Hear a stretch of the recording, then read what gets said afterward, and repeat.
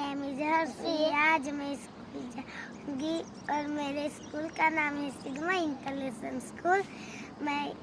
मैं पापा का नाम है लक्ष्मण, मैं मम्मी का नाम है साबन, मेरा दादा दादी का नाम है, मेरे दादा का नाम है वसंत भाई, मेरी दादी का नाम है काली बहन और मेरे छोटे भाई का नाम है Ritesh Kumar.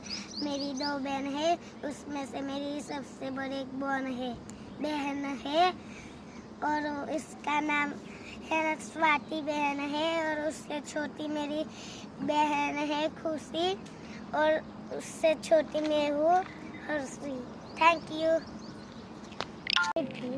My school name Mater Sigma Public School Mater.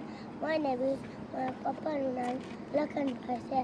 My name is my mummy name Usha Ben hai. My name is my dada name Lakhan Bhai hai. Vasant Bhai hai. My name is my daddy name Kali Ben hai.